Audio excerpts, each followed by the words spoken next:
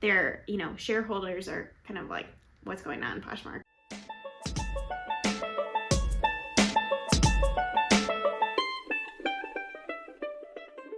Hi, I'm Camilla. And I'm Kang, and we are the FI Resellers. And we have a what sold video for you, so we're going to show you some of our good sales from the past week, and then we are going to talk about our numbers, and we're going to also talk about what's going on with Poshmark with the live sales and all of that. And so we are going to talk a little bit about that, but we'd love to hear your thoughts in the comments, so you want to stay tuned so we can have a great discussion in the comments. Here we have a pair of Columbia snow pants. They are the titanium pants. So I assume that the titanium part means that they're like super thick, super warm, all of that. So these sold for $40 plus shipping, which is great. Snow stuff we always are on the lookout for. It tends to do well because it is often very, bulky. It's just like very substantial. So people will pay a good amount of money for it, especially if it actually keeps you warm. That is like, you can get a premium for that. And so this was one of those things. So we are excited to sell it. We listed it in October. It took a little bit to sell, but just getting into basically snow winter season. We've got this green plaid shirt by this brand called Outer Known. It is a bit of a bolo brand, but this particular sale does not sit very well with us because we bought it for a lot and we thought we would get a lot more. We did sell it for $55 plus shipping on eBay.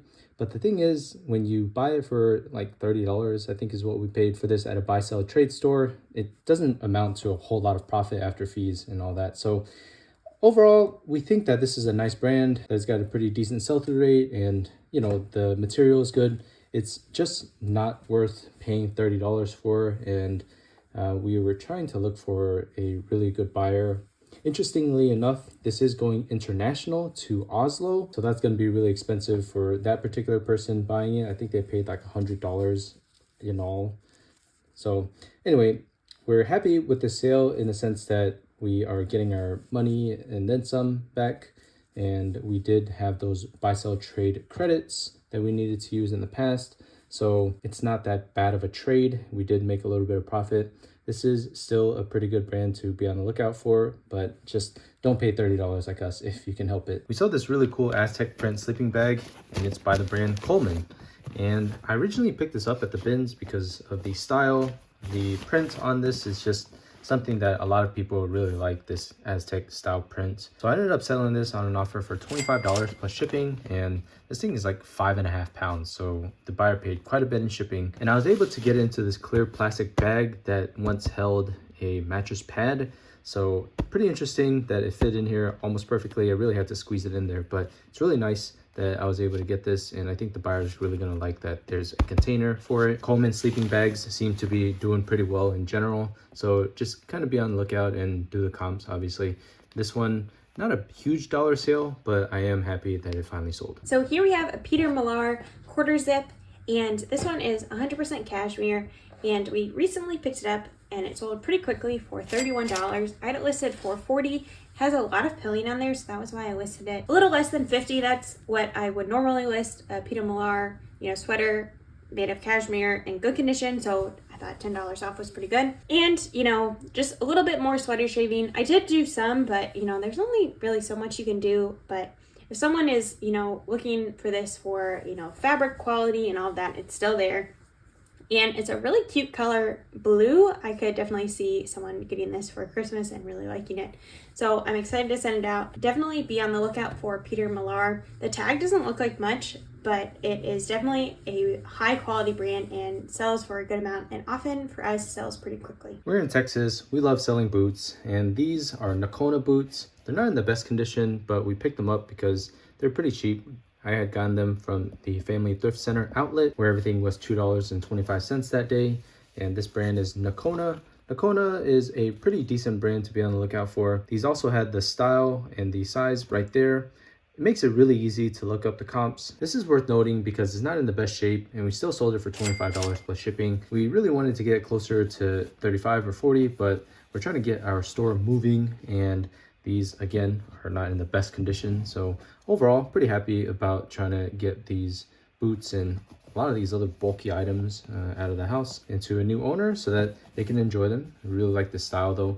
This color, nice red So overall, pretty happy that someone was able to scoop this up for a good price. So this long coat is really nice. It's a wool coat and it just feels amazing. And I thought that when I picked it up out of the bins, it was maybe cashmere, but it turns out it's just more than 97% wool, whatever that means. And it's pretty big, size 50. It is the brand Pour Vous Monsieur. I'm not sure if I said that right. There were not a lot of comps on it. It just is kind of an anomaly because it feels so nice. And the person that bought it got it for a steal. They got it for $35 plus shipping, and we've had it for a while. And it's really hard to show that it's really nice. The person is gonna feel it and they're gonna know that it's really nice and really high quality. And this is definitely a case of under promise, over deliver. And it's basically brand new. It's got these buttons and this piece of fabric that is extra that they could use if they need to in the future. And you know that it's basically new because this has not been cut at the bottom in the back. It hasn't been detached to open up the vent here. So overall, we are happy with the sale. We just wish that we had gotten more because this is such a high quality piece. But again, the buyer I know is just going to be really happy. And I'm gonna show a picture of the full thing up here. And we had this for quite a long time and we're just happy to find it a new home. Okay, so those are some really good sales. We also had one sale on Depop, which is a rarity for us because we just started listing there and we don't have that many items listed, so it's always fun, kind of like a fun surprise when something sells over there. And we sold these BDG AY jeans and they sold for $38.50 on Depop. I had them listed not for too long, about a month, so really happy with that sale. And I have been picking up BDG jeans and I think I'm going to cross list all of them over to Depop because they're definitely like a youthful sort of brand. They're from Urban Outfitters, so I think that those should do well over there. So here are numbers. Over the past 2 weeks, we sold 52 items for a gross revenue of $1,351.87. Our cost of goods was $140.97. eBay, we sold 35 items for a profit of $488.24. Poshmark, we sold 8 items for $75.08. On Facebook Marketplace, we also sold 8 items for $146.87. And on Depop, we sold just that one item and made a profit of $24.29. Interesting numbers. In total, our net profit from the past 2 weeks was $733.48. So not a great 2 weeks. Usually we try to get to about 1,000 and sell about 70 items. So we're, a little less than 20 short. So that's not great. And I think a lot of it came from Poshmark was really down these past 2 weeks. And I've been seeing on the interwebs, on Instagram and on Reddit and different things that people are theorizing, hypothesizing that sales in, your closet can be down because there's a lot of live sales going on. And so if a buyer is just opening Poshmark, they might, open the notification that says so-and-so is live and buy from that rather than, surfing on Poshmark trying to buy things. So I'm not sure how true that is. It seems true in our experience because our sales are really down and we don't do live sales. So it's got me kind of thinking that maybe we should do live sales. We should try it. I don't know about that. Yeah, it's just like that's just not us. It's not really our type of thing. Right. Like, I don't know. I think I would be just too nervous to do it. And I don't really have like uninterrupted time where I can do that. Like, we have so little time, where the baby is napping and things like that, I'm using that time to like eat lunch or like, actually just plain list my items or take pictures or things like that, to think like, okay, I have to prep all these items and then I have to sell them live. And I don't know. I just feel like I would get interrupted and that's not very good, Right. Like there's no guarantee at any moment that the baby won't wake up from a nap. Like with YouTube, we can just cut that part out, right. and sit back down versus like live, you're live, Yeah, I think Poshmark has really been pushing the live sales. I think that they're trying to really make that a big part of what their new strategy is and really try to get the customers to come from Whatnot probably. So live sales are going to be an ever evolving thing. It's really big overseas in China and Korea from what I've heard, and they make a lot of money over there. So the thing with Whatnot and eBay even trying to get into this space and Poshmark obviously now is trying to push it, it really will cannibalize their current sales and really try to bring in new people. But I think it does come at the cost of the current people who sell. And so that cannibalization of their market is really interesting to see. But then again, that's just a theory, and that's a lot of people thinking this and that. We don't really have the data to back it up, unfortunately, because last year our numbers were down as well because we weren't in Houston. And so when we were traveling and things like that, these last 2 years, we've been in Cincinnati. And so we don't really have the numbers to compare the last 2 years. So it's really hard to say, why is Poshmark so down? What is happening with Poshmark? We don't exactly know, but it is fun to hear what your thoughts are. So please let us know. We really love kind of hearing about conspiracy theories and, you know, why things are happening, because we do want an explanation of, you know, why, like why are our numbers down so that we can make improvements. Yeah, I do think Poshmark is definitely pushing the live sales, one, because it's a trend in, you know, online and secondhand selling right now. But also I think that they are pushing it really hard because of their fee structure. When you're selling live, you might be selling things for, you know, a little bit less, but you're selling a higher volume than you might be just like in your closet. And when things are, you know, below $15, they're taking even more than 20%.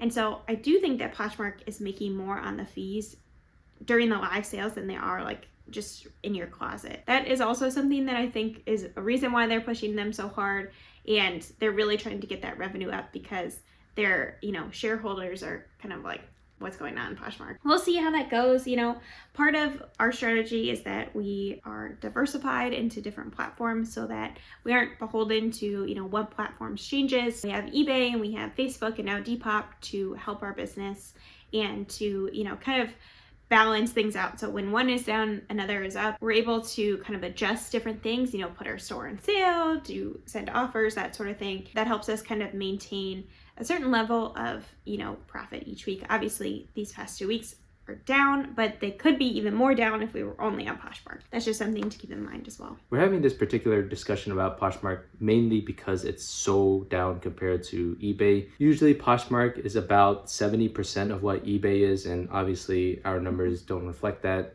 It's very consistent that way in the past, and when you have 2 weeks that Poshmark makes less than $100 of profit, that's a really big red flag for us. We're trying to figure out what it is. We're also really wondering what's going to happen in the future. We're just going to keep going. We're just going to keep trying Poshmark out. It's still a good platform to get sales on. You know, it's something that we have been on for 2 years, and we still think that it's a good platform to still be on moving forward too.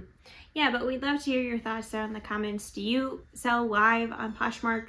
I don't even know how to get started on it. Let us know down in the comments if that's part of your, you know, business model now and how you adjusted to that. You know, what sorts of tips and tricks you have. Hopefully that will be a place where if other people are interested in selling live, they can, you know, look for some good tips down there. All right, now it's time for our segment on building wealth, where we talk about our total stock market index experiment, and then we also answer a question from one of our viewers. One thing that's fun about December is that companies will pay out a dividend, usually at the end of the year, and with a total stock market index, they aggregate all of the small little pieces of all of those companies that pay out a dividend, and then they pay it out to us. And so we made about $128 in dividends. And so that's fun to see. It's not always expected that it's going to be that much. You know, I think $120 is great. And then we also look at our other investments that, you know, is not part of this experiment. It's paying out quite a few $100s. And so that's really nice. That's one of the reasons why we invest. It's not just that we look at the rise of the prices in the stocks. It's also that the dividend gets paid out and then we reinvest it. And so we get more shares of that.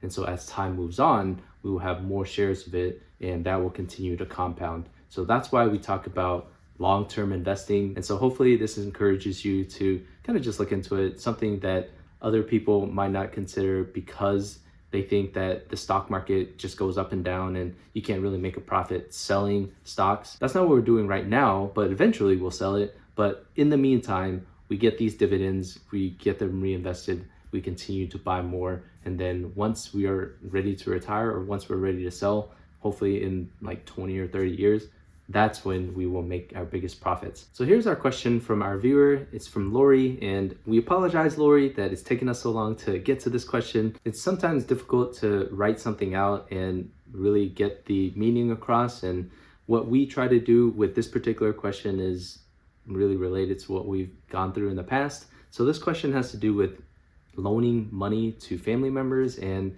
when I think about loaning money to family members, I have to adjust that word and say you're gifting money to family members. You have to think about it like that, because in my personal opinion, it should be done from the heart, and there should not be an expectation to get any of that money back, especially if it's a situation that requires money at a very short notice. If a family member can't get a loan to solve whatever financial issue that they are trying to get through, if it's short-term, long-term, whatever it is, that needs to be considered when gifting this money, because if they can't get a loan, then why should you give them money, and what credit do they have to give it back to you? It's really difficult to kind of take a position of a bank when you're a family member and expect interest or even a little bit of anything back. So those are some of the thoughts that Camilla and I have when we recently gave money to a family member. So that means together we have to decide that if this family member could not pay us back, that we'd be okay with it. And that's the conversation we had. You know, it's not that we ever expect anything back. Sure, this person could pay us back in time and doing other things and helping us out in other ways, and that might be good enough for, you know, if you were in that position. To us, that's plenty, and that'll be paid back in a long period of time. You know, that's not money per se, but that is something valuable to us. But also the conversation of money just won't be uncomfortable, and you know, we won't have to talk about it for a long time, and we won't have to talk to them about any payment plans, and we won't have to talk about it over and over again. So it's a really touchy subject. Camilla's got some additional thoughts on it. Yeah, I think, you know, for us, it comes from kind of a attitude that we have in general in our life, that we want to give and not count the cost. That's, you know, something that is very important to us. And just in general, that's the way that we want to live our life, that, you know, like in our relationship, in our family, and with our friends, that we want to give without expecting anything in return, just generally in the way that we are. And that applies to money as well. And so that's something to keep in mind. Like, if you feel like you want to, you know, help this person, but feel like you need that money back, you can also consider other ways that you can help them, that you can, you know, act without having to feel like you need something in return. But that's something that's really important to us, and something that we have to keep in mind, that like, my gift is not like, you know, it's not just like about exchange. It's really about, you know, the love that I have for you and the gift that it is to me that I'm able to, you know, help you in this way. And that is return enough for me. I think that being financially independent, or even pursuing financial independence, helps us in this way, that we're living in a way that helps us think about retirement and think about the long term, but also be in the moment. We're not going to be generous only when we're retired, only when we hit a certain amount of money. We want to try to be generous throughout our lives and give wherever we feel is going to be impactful, and not just wait until we have $1 million. And having good money management is just all part of this financial independence thing. It's all encompassing. So hopefully that gives you a good idea of what our philosophy is on not just giving money to family, but also our financial independence journey and building wealth in general. This is not just wealth of money, but our wealth of relationships as well. So hopefully you consider that, and that's something that you value too, that it's very difficult to put a price tag on, and that's really difficult to talk about with family in general. I know that we're a month late in answering this, but we're so grateful for the question, and we do really like these hard-hitting questions. We're so grateful that you're challenging us to think about these difficult things and hoping to have these conversations, because these are really important topics that I think a lot of people don't really have, you know, a lot of people to chat about in general. So thank you so much, and we hope that whoever's watching this, it also helps you in some way, and we do want to get more of these questions. Yeah, so if you have a question for us, leave a comment down below and we will address it in a future video. We love, you know, being able to answer your questions, so hit that, you know, comment button and submit yours. And if you like this video, give it a thumbs up. That tells YouTube to show it to more people, and we just love that. And if you aren't subscribed, consider subscribing, because we are like 8 subscribers away from 3,000. So we are so excited for that, and we're hoping to hit it by the end of the year. So please help us out with that. If you aren't subscribed, just hit that subscribe button. You can unsubscribe, later if you want, but help us make that goal. You know what I mean? Yeah. So keep that passion burning, y'all. We're so grateful that you're watching. We hope that you had a Merry Christmas. We hope that your new year is awesome and that you're looking forward to so many great things in 2023. We're really rooting for you. We'll see you later. Bye.